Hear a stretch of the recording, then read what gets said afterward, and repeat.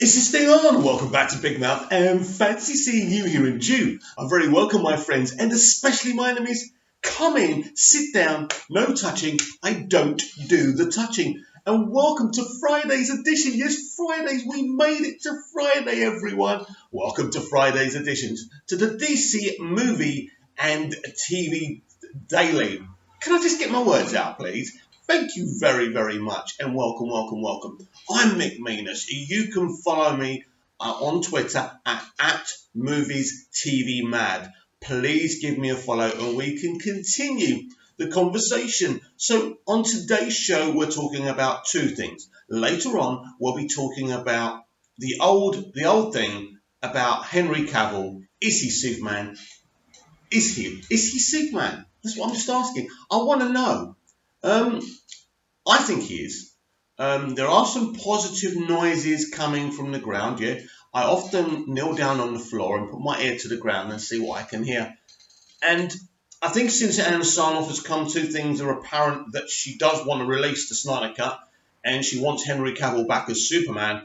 And her and Walter Hamada have been discussing that because Walter Hamada is the guy at New Line Cinema now running all DC films, the DCEU, the Black Label. So he's the boss and he's the one who gets to decide. Now, Henry Cavill was never officially dismissed as Superman. No one at the studio has said he's not Superman anymore. We had a few reports saying that. It's still very, very interesting where we are with that. Do you remember that big article from the Hollywood Reporter? Henry Cavill is no longer Superman. Superman movie's taking a rest. Yeah, do you remember that? That was last year, wasn't it? Or was it earlier this year or last year? Anyway, whenever it was, it doesn't matter. We will talk about all of that a little bit later on. But Scott Mendelson, the biggest Disney shill you'll ever meet, is very nervous. He knows the Disney label and the Marvel Cinematic Universe is going to die a very slow and painful death. And the cause of that is mostly going to be New Line Cinema, which is going to be the studio everyone's looking up to, especially when they see Joker movie. New Line Cinema, and I talked about them yesterday, and I'm going to keep on talking about them because what's going on with them is amazing. They make amazing films. Them taking over the DC films was a great idea by Kevin Sugihara and Warner Brothers at the time. Kevin's not here anymore, and we can label a lot of blame at him, but not that. That was a great thing. So I just feel that that was a great move. So I just feel that Scott Mendelson knows this. Scott Mendelson knows that New Line Cinema and DC and Warner Brothers as a company now are on her up, because he's the kind of guy who keeps on talking about old white men. Well, guess what? Disney, the company he seems to support publicly in his articles, is run by an old white guy. But guess what? Warner Brothers is run by a very astute female who's not there because she's a female, but because she's one of the leading figures in her industry. Her eye for business, her mind for business is exceptional, and she really knows what she's doing in terms of streaming. So all of a sudden, Warner Brothers look like this forward-thinking company, employing their first female CEO in their history. That is massive. Meanwhile, over at Disney, who claim they're very representational and right on, have got this old guy running their company. Now, before Ann Sarnoff, he seemed very cool. What he was doing at Disney, all their movies make over $1 billion. Hey, it's awesome. But unfortunately for Bob and people like Scott Mendelson, who shill Bob all day and what he's achieved, the problem is there comes a time when money's great and a profit margin's great, but it's the reputation of your company that you have to think about. And now this is the DC Movie and TV Daily. I shouldn't be talking about Disney, but I think they're important when I go back to talk about what New Line and Sarnoff and Walter Hamada are actually doing over there at Warner Media. And of course, if you're a DC fan, that should be really important to you because that's the future. The future are films like The Joker, are films like Harley Quinn, Birds of Prey. These are the films of the future because they're going to be developing, DC characters that we've never seen on the big screen before. Before 2016 Suicide Squad, we've never seen Harley Quinn.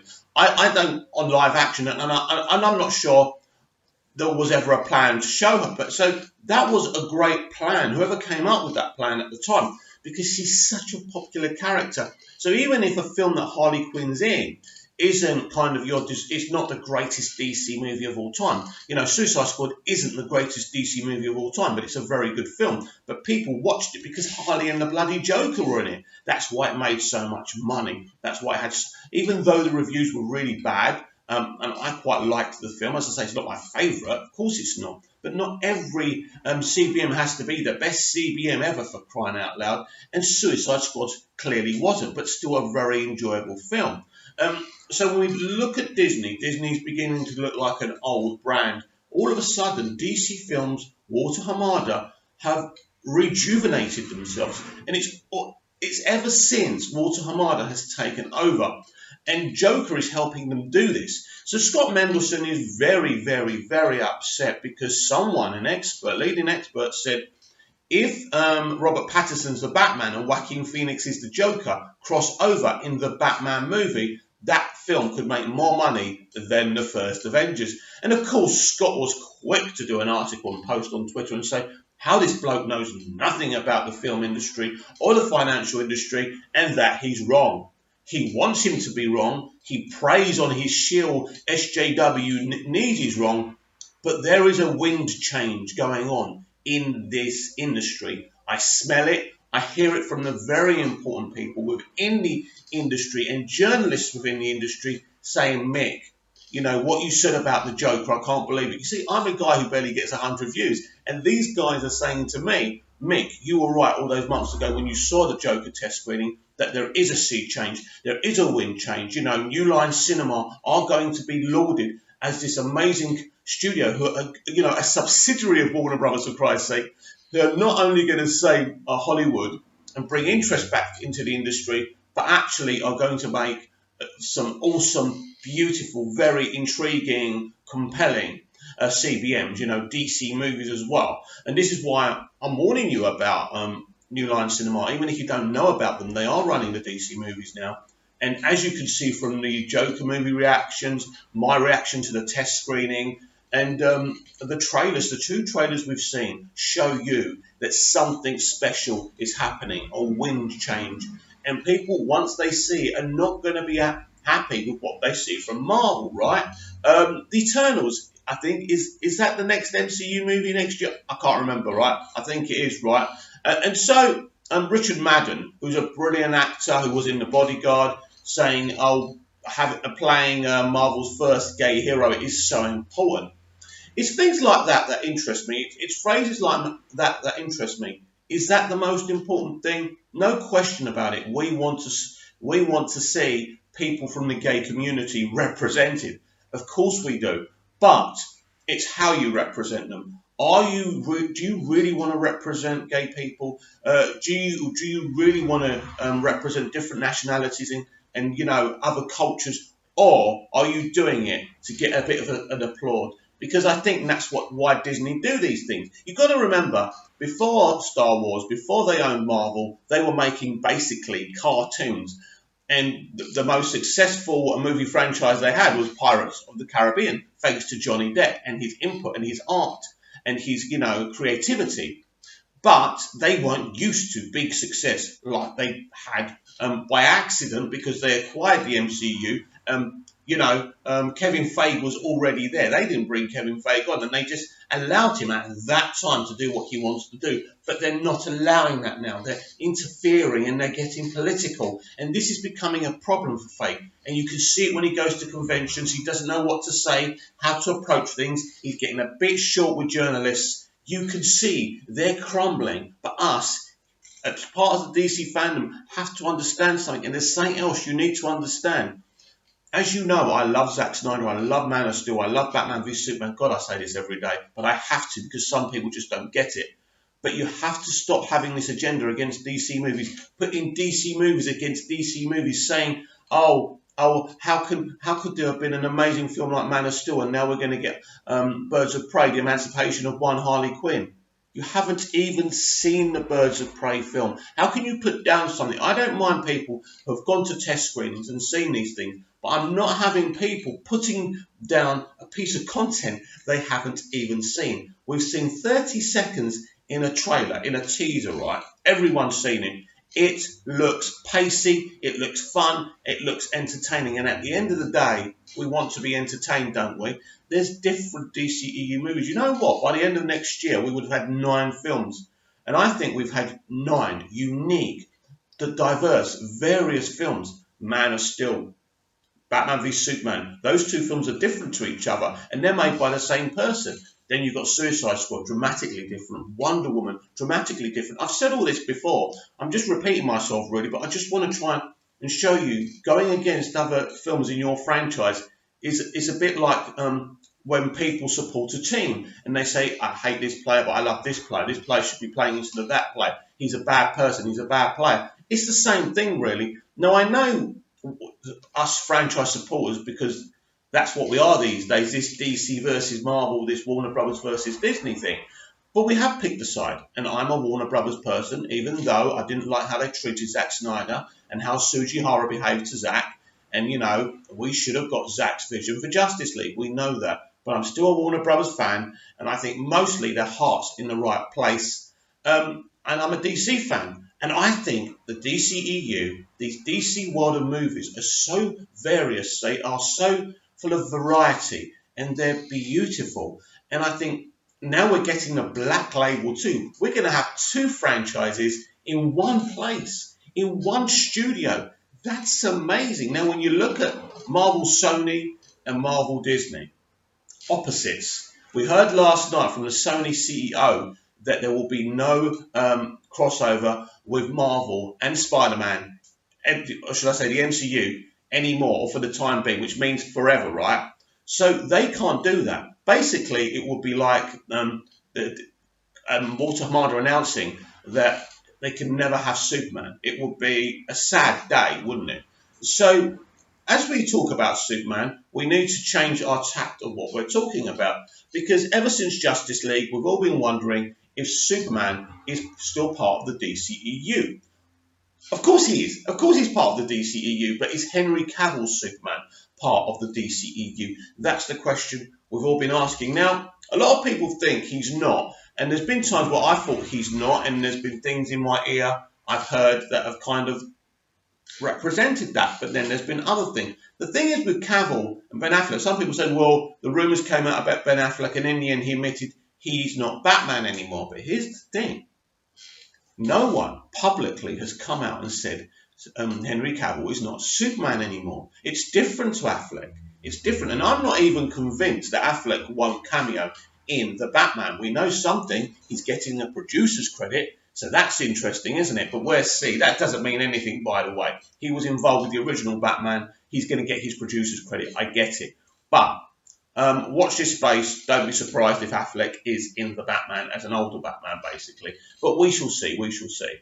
And so, is Henry Cavill still Superman? Yes, he's still Superman. No one from Henry's camp has said any different. We know what his agent said. She said the cape is still in his closet, in his wardrobe, whatever she exactly said. I'm sure you're not going to sue me if I get a word wrong. But basically, no one's ever said, and this is what's so interesting. So then you're asking me, well, Mick, what are they waiting for? I think they're probably throwing up. I think Superman is so important to them, and I know that Walter Hamada knows that, and everyone knows it. I think what they're doing is finding the right way to reintroduce him. I think they're going to take their time, and I've said this before. They're going to do this properly. They're not going to mess about, and plus, they're probably kind of throwing around ideas on what creatives are going to make the next Superman film, because we know it's not going to be Zack Snyder. As much as we love him, and we loved his first 2 Superman movies, because basically, as I say, Batman v Superman is a Superman movie, as far as I'm concerned. Or as much of a Superman movie as it is a Batman movie, even though some people disagree with that. I can't see how people think that Batman v Superman is more about Batman than Superman when you see what's covered and what happens to Superman at the end of the film. That's ridiculous. That bad boy is Superman's film. End of story, and I love it. So, yes, I think Henry is still Superman. I I think I mean, there's been rumours. I did a video about Chris Evans maybe playing Superman, and you know what? If Henry can't do it, I think Chris would do a spectacular job. One thing Feige and the MCU did get right was Captain America. Unfortunately, they're going another direction with Captain America, and it isn't going to work.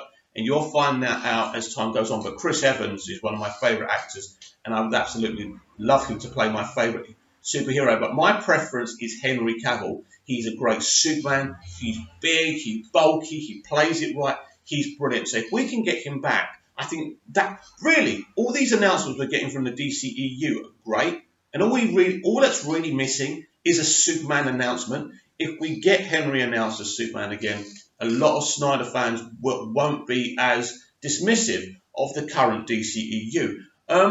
But the thing is with me, and I've said this before, I'm not here to. I don't have pictures of Zack Snyder. I don't kiss his forehead every morning when I wake up. I admire him. I respect him. But I won't sacrifice my love for DC for Zack Snyder. I respect him. I like him. I'm fighting for the Snyder Cut. Like you lot, I want to see that movie. And I'm watching his films all the time, aka MOS and BVS. But I would never start, like these people do on Twitter and Vera, putting down other DC movies, the future of the DC movieverse for Zack Snyder. I don't think Zack would want that, and I certainly don't want that because prominently I'm a DC fan. So what do you think? Please comment down below. Are you excited about the future of DC films? Do you agree with me that Henry Cavill is still Superman and eventually we will get an announcement? What I would like is an announcement by the end of this year. We are now in September. I think it would be absolutely disgusting if we didn't have a Superman announcement by the end of this year. We need it. So I'm looking for that, and I think it has to happen. Superman deserves representing in this DC world of movies. Now, whether that's in the Black Label, I'm fine with that. Actually, I'm fine with that. That will probably mean, but why can't there be two Superman movies? I'm greedy. He's the best, right? So he should be on the Black Label. Maybe they'll do a Luthor movie where Superman kind of cameos, and then you can kind of have Superman come back as Henry in the DCEU. But absolutely, my stance is that Superman is the most important character in DC, and we need him, and he can bring in bucks, and if you do him properly and you make him interesting, there's no question about it. He is relatable, and people do want to watch him. So thank you very much for watching today's DC Movie and TV Daily. I will be back. And just in case, if you are a DC TV fan and you're an Arrow fan, take my advice. Follow Stephen Amell on Twitter.